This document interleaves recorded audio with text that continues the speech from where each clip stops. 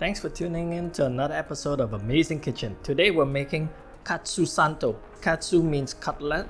Sando means sandwich. Basically, it's a cutlet sandwich. The most popular would be Wagyu Katsu Sando. So you find that in Japanese restaurant. It's quite expensive and it's very tasty. But today I'll be making you a different version, a Brazilian twist to it. I'll be using picanha steak to make this Katsu Sando. It is just as tasty, I'm sure, and it is a lot more affordable to make. Okay, if you like the sound of that, now let's get into it.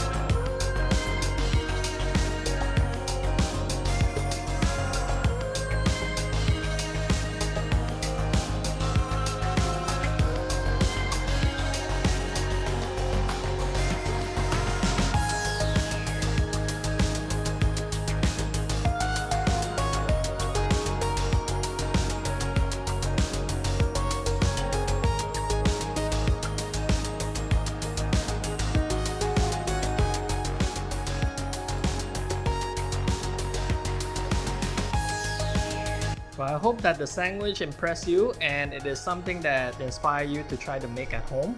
If you don't like it so raw, you can always deep fry for a little bit longer. In my case, I deep fry for about a minute or so. But if you like it well done or 90% cooked, then you deep fry for another minute or two. Then it'll be all fine. Then you have a nice thick sandwich that is very simple and easy to eat. Okay, well that's it for this video. I hope that you can subscribe and like the video below if you haven't yet, and make sure you share this with your friends and family so more people can find out about this channel and this great recipe. Okay, well we'll see you on the next one. Bye now.